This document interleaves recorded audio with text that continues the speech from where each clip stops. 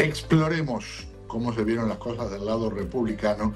Para eso le digo bienvenido al analista, el abogado Roy Carrasquillo, muy pero muy agradecido. Bueno, Pedro, siempre encantado de estar aquí en tu programa. Muchas gracias. Muy amable. Su primera impresión, ¿qué sabor le dejó el debate? Pues fíjate, fue un debate muy diferente a lo que vimos, yo creo que entre la vicepresidenta Harris y el expresidente Trump. Yo encuentro que fue un debate mucho más calmado, donde pudimos escuchar, yo creo que un poco más de política pública, un poco más de detalles, conocer un poco más a los candidatos, pero me parece que fue un debate que para beneficio, en este caso, entiendo, del Partido Republicano, pudo sobrepasar las expectativas el senador Vance, en este caso, pero fue yo creo que algo, como te digo, un poco quizás diferente a lo que esperaba quizás la prensa, particularmente con el senador, por las cosas que han estado ocurriendo, pero fue, como te digo, no sé cuánto esto termine moviendo la aguja en el proceso, pero entiendo que fue un buen debate y otra vez interesante. Una cosa tal vez muy refrescante es que para gente joven que se haya asomado a ver el debate, me refiero a gente que de repente es la primera oportunidad que tiene de votar ahora en noviembre. Tal vez es la primera vez que ven un debate en que no haya Que haya matices. civilidad. Exactamente, ¿verdad? Que haya civilidad. Y fíjate, pero yo creo que tú y yo lo hemos hablado anteriormente. Yo creo que ha habido un cambio en la dinámica política en Estados Unidos, donde hemos visto donde quizás todavía en los años 80, 90 había un movimiento de centro, donde realmente tenías a las personas donde podíamos diferir de nuestras ideas y tener estas cosas, pero no había este concepto de odio, de demonización, y este tipo de cosas que yo creo que lo representaron ayer tanto el gobernador como el senador. Y es como tú dices, yo creo que mucha gente joven, particularmente personas que esta es su primera vez yendo a las urnas, quizás no han visto, porque lo que hemos visto es esta polarización que existe ahora mismo en la política en los Estados Unidos. ¿Qué le pareció específicamente lo mejor de lo que dijo Vance en el debate? Yo creo que, fíjate, Vance logró articular, para mí, y primero de punto general, yo creo que logró articular cosas que se le hacen difíciles en mi mente, en mi opinión, a articular quizás al expresidente Trump.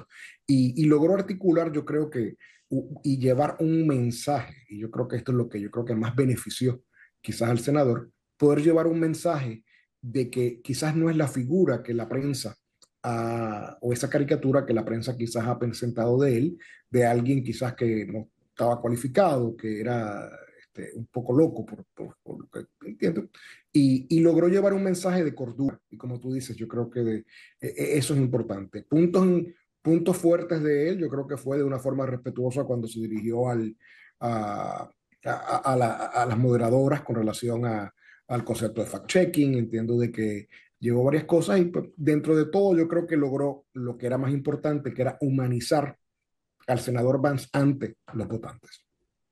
El resultado, por lo que valga mi humilde opinión, yo creo que incluso tendría que haber un poquito Muy más de importante, Pedro, baja siempre para. es una opinión muy importante. Gracias. Pero dicen 51-49 que ganó Vance en el debate. Yo creo que tal vez fue un poco más la diferencia. Eh, lo que sí me llama la atención es que tanto él como Walsh, políticos al fin, y en este caso políticos profesionales ambos, Uh -huh. eh, esa habilidad que atormenta un poco para responder algo que no les han preguntado. O sea, les hacen una pregunta específica y cualquiera de los dos. De repente había un discurso de un tema que uno decía, ¿por qué está diciendo esto?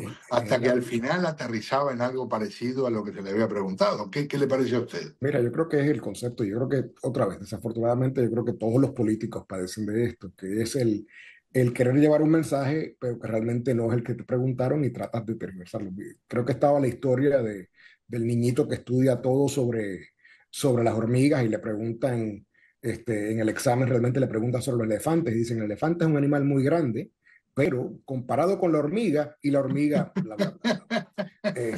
Pero fíjate, yo creo que es algo que lo hemos visto, creo que lo vimos tanto en el debate presidencial y ejemplos era, por ejemplo, lo que critica mucho la vicepresidenta Harris, de que todo tiene a ver donde fui prosecutor, o fui un fiscal, fui fiscal, o vengo de una familia de clase media, el presidente y el expresidente Trump igual. Yo creo que hay unos mensajes que las campañas tratan de llevar. Y es los candidatos cómo pueden eventualmente llevar ese mensaje a las masas sin que se vea como algo prefabricado, algo que realmente pues no tiene sentido.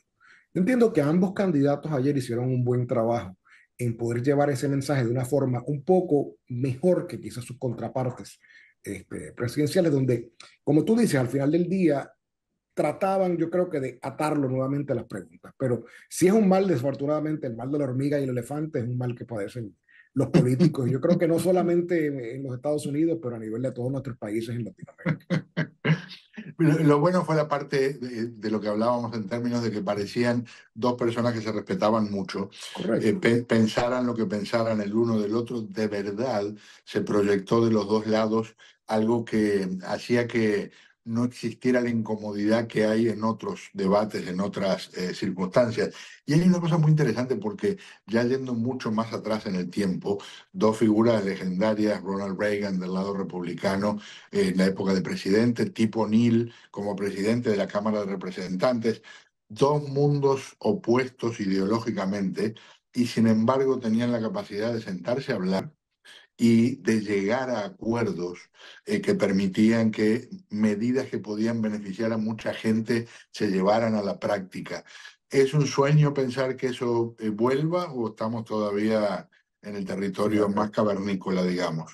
yo creo que fíjate, tú describes lo que fueron la política de los Estados Unidos previo a las últimas quizás 2 décadas que estamos teniendo, donde realmente tenías una política de consenso, donde para que las cosas ocurrieran, tú tenías que poder negociar, los congresistas y senadores tenían que poder echar la mano al otro lado del pasillo y poder llegar a acuerdos dentro de los partidos. Yo creo que, otra vez, quisiera pensar que esto no es algo que está completamente eliminado, pero sí hemos visto, en mi opinión, de un deterioro en esa práctica del consenso, de la cooperación, quizás desde los tiempos, yo te diría, quizás de Newt Gingrich, los tiempos cuando el presidente Clinton empuja ciertas medidas,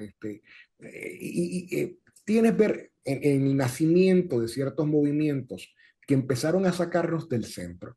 Como te Sí. digo, yo creo que el pueblo americano es un pueblo que su política generalmente tiende a estar en el centro y se deriva un poco a la derecha, un poco a la izquierda. Pero yo creo que lo debemos poder ver. Yo tengo esperanza de, como te digo, de que los políticos van a poder en un momento dado y las personas van a poder ver un poco más allá de lo que está ocurriendo y poder volver a lo que fue un sistema político de consenso, un sistema político de centro y otra vez va a tomar mucho esfuerzo, yo creo que de ambos lados, te lo digo como republicano, donde no tenemos que parar de demonizar, de censurar, de estas cosas a los diferentes grupos y tratar de pensar que al final del día somos el pueblo americano, seamos hispanos, Ujú. seamos de donde sea y tenemos que tratar de unirnos ahí. ¿Va a pasar en los próximos meses? No, no creo. ¿Puede pasar en los próximos años? Esa es mi esperanza. Que así sea, que así sea. Una más y tiene que ver con la parte que me hizo acomodar como tres Ujú, veces en la silla por ujú, sentir que lo que estaba ocurriendo era muy feo para la democracia, que en ujú. octubre del 2024 no se pueda decir si ganó la elección Biden en el 2020. Me parece, vamos a decir, peligroso para lo que es la estructura democrática de nuestro país. Y eso le pasó a Vance, que no contestó la respuesta, la pregunta específica de si había perdido la elección el señor Trump. ¿Qué le pareció? Fíjate, yo creo que, mira, Vance hizo lo que el senador Vance hizo, yo creo que lo mejor que podía hacer dentro de lo que es la política de las cosas. Yo creo que dio un mensaje de, otra vez, que de a favor de hablar de favor de la democracia. Eh, pero la realidad es que, otra vez, esto es un problema el cual sigue persiguiendo al Partido Republicano. En mi opinión, pues otra vez, yo creo que de la misma forma que hablamos de demonización, pues tenemos un problema de demonizar ciertas cosas versus otras. Yo creo, pero que al final del día, yo creo que nadie, ni republicano ni demócrata, está a favor de cualquier tipo de violencia, cualquier tipo de cosa, y dentro de todo sí hubo una transición.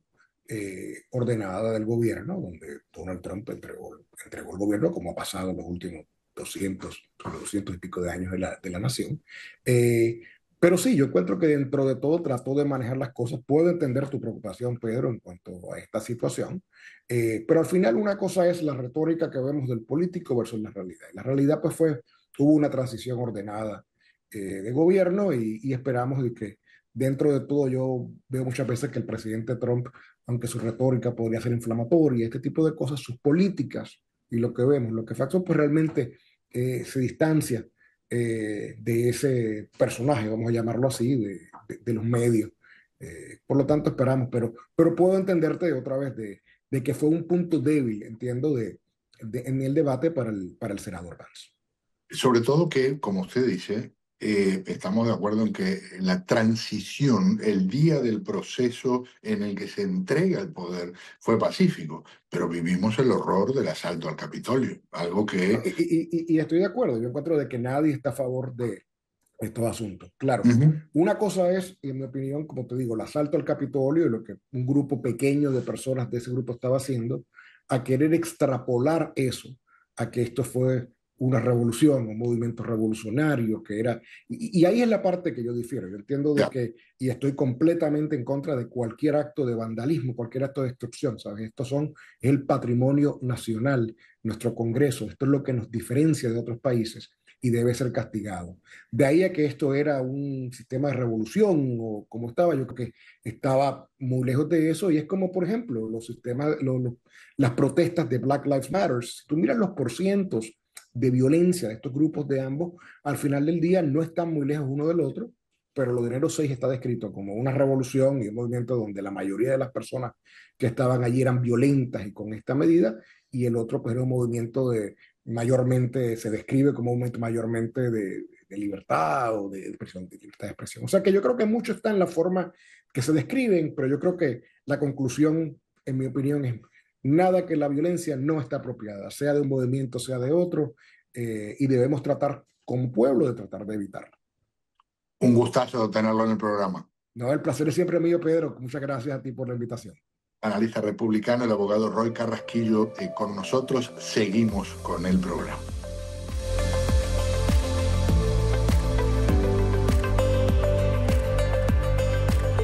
Para mí es un privilegio hablar